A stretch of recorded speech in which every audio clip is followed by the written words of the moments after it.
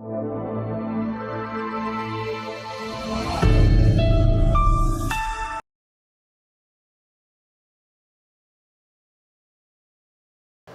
है प्यारे बच्चों आपका आज के इस वीडियो में। तो आज हम नई पुस्तक शुरू करने जा रहे हैं वाणी पब्लिशर्स की वैदिक गणित भाग 6। तो आइए बच्चों अब हम शुरू करते हैं पाठ 12 जिसका नाम है व्रत यानी कि सर्कल। परिचय। अपने दैनिक जीवन में आपने आसपास की ऐसी वस्तुएं अवश्य देखी होंगी जो आकार में गोल होती हैं, जैसे सिक्का, पहिया, चूड़ी इत्यादि। तो ये आकृतियाँ क्या कहलाती हैं? व्रत कहलाती हैं। अब व्रत यानी कि सर्कल, व्रत कुछ विशेष बिंदुओं से बना समतलीय बंद वक्र है अथवा व्रत कुछ ऐसे बिंदुओं का संग्रह है जो कि निश्चित बिंदु से समान दूरी पर होते हैं। एक निश्चित बिंदु व्रत का केंद्र कहलाता है और वह समान दूरी त्रिज्या कहलाती है। दिखाए गए चित्र में ओ व्रत का केंद्र है और OA OB OC व्रत की त्रिज्याएं हैं। एक व्रत की सभी त्रिज्याएं क्या होती हैं? बराबर होती हैं। अगला है व्रत की जीवा। यह रेखाखंड जिसके अंत्य बिंदु व्रत की परिधि पर स्थित होते हैं व्रत की जीवा कहलाते हैं। दिखाए गए चित्र में AB व CD व्रत की जीवाएं हैं। AB या CD मतलब ये केंद्र से होकर नहीं जाती हैं, व्रत के किसी भी तरफ होती हैं, तो ये जीवा कहलाती हैं। व्रत का व्यास क्या होता है? वह जीवा जो व्रत के केंद्र से होकर जाए, तो ये क्या कहलाएगा? व्रत का व्यास कहलाएगा। दिखाए गए चित्र में PQMNRS व्रत के व्यास है। PQMNRS व्रत के व्यास है। व्रत की कोटिज्या।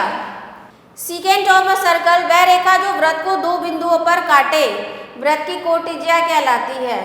व्रत को दो बिंदुओं पर काट रही है तो ये क्या कहलाएगी? PQA कोटिज्या कहलाएगी। व्रतखंड क्या होता है? व्रत की जीवा PQ व्रत के अंत्य क्षेत्र को दो भागों में बांट सकती है, तो ये व्रतखंड हो गया। ये छोटा व्रतखंड, ये दीर्घ व्रतखंड। आगे देखते हैं अर्धव्रत क्या होता है? Semi circle. व्रत का व्यास व्रत को दो बराबर भागों में बांटता है, तो इनमें से प्रत्येक भाग क्या कहलाएगा? अर्धव्रत कहलाएगा। ये वाला भाग और ये वाला भाग। व्रत का चाप व्रत की परिधि का कोई भी सतत भाग चाप कहलाता है। इसको चाप कह सकते हैं आप। ये चाप कहलाएगा आपका। तो ये लघु चाप हो जाएगा, ये दीर्घ चाप हो जाएगा। त्रिज्याखंड क्या होता है? दो त्रिज्याओं व चाप द्वारा व्रणे व्रत का अंत्य खंड त्रिज्याखंड कहलाता है। तो जब त्रिज्याखंड लघु चाप द्वारा बना हो तो लघु त्रिज्याखंड कहलाता है, और जब त्रिज्याखंड दीर्घ चाप द्वारा बना हो तो दीर्घ त्रिज्याखंड कहलाता है। तो ये लघु त्रिज्याखंड हो गया, ये दीर्घ त्रिज्याखंड हो गया। संकेंद्री व्रत वे दो या अधिक व्रत जिनका एक ही केंद्र होता है संकेंद्री व्रत कहलाते हैं। दोनों व्रतों का केंद्र एक ही है। आगे देखते हैं व्रत का अभ्यंतर और बहिर्भाग। व्रत की परिधि के भीतर स्थित बिंदु व्रत के अभ्यंतर में होते हैं। इनकी दूरी त्रिज्या से कम होती है, तो ये देख सकते हैं आप, इसलिए P व्रत के अभ्यंतर में है। व्रत की परिधि के बाहर स्थित बिंदु व्रत के बाह्य भाग होते हैं, अर्थात किन्हीं बिंदुओं की दूरी त्रिज्या R से बड़ी होती है। तो OQ और OR, OQ और O, इसलिए Q जो है व्रत का बाह्य भाग है। जब किन्हीं दो बिंदुओं की दूरी त्रिज्या के बराबर हो तो ऐसे बिंदु व्रत की परिधि पर होते हैं।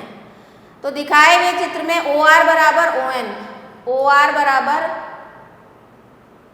ON, यहाँ पर N होगा, OR बराबर ON, क्योंकि ये व्रत की परिधि पर स्थित है। अब देखते हैं प्रश्नावली 12.1। व्यास और त्रिज्या में क्या संबंध है? तो व्यास बराबर होता है 2 गुना त्रिज्या, त्रिज्या का दुगना होता है। जीवा क्या होती है? अभी हमने पढ़ा, व्रत की कोई भी ऐसी रेखा खींच दी तो ये जीवा हो जाएगी। चाप और त्रिज्याखंड में क्या होता है? चाप जो कोई भी ऐसे हम व्रत पे आ जाता है। त्रिज्याखंड यानी कि ऐसे लेखाखंड से कोई भी चाप बनाया गया तो वो त्रिज्याखंड कहलाता है। एक ही केंद्र से विभिन्न त्रिज्या वाले कितने व्रत खींचे जा सकते हैं? असीमित। तो आइए देखते हैं प्रश्न संख्या 5, रिक्त स्थानों को भरिए। एक त्रिज्याखंड का चाप व दो त्रिज्या से मिलकर बनता है। व्रत के दो बिंदु पर काटने वाली रेखा को क्या कहते हैं? कोटिज्या कहते हैं। जिस भाग में व्रत का केंद्र होता है उसे दीर्घ व्रतखंड कहते हैं। व्रत की परिधि का कोई भी सतत भाग क्या कहलाता है? चाप कहलाता है। यदि 2 या अधिक वृत्तों का केंद्र हो तो वृत्त संकेंद्री कहलाते हैं और व्यास वृत्त की सबसे लंबी जीवा होती है। अगला प्रश्न है, किसी भी त्रिज्या का वृत्त बनाकर उसके अभ्यंतर में ABC बिंदु और बाह्य भाग में MNQ बिंदु दर्शाइए। तो वृत्त बना देंगे, अंतः में हम ABC बिंदु, बाह्य में हम MNQ बिंदु दिखा सकते हैं। तो इस तरीके से आपका ये प्रश्न हो जाएगा। तो आशा करती हूँ आपको अभ्यास अच्छे से समझ में आया होगा। तो मिलते हैं अगले अभ्यास में। आशा करती हूँ आप सभी को वीडियो अच्छे से समझ में आया होगा। तो मिलते हैं आपसे अगले वीडियो में। आभार।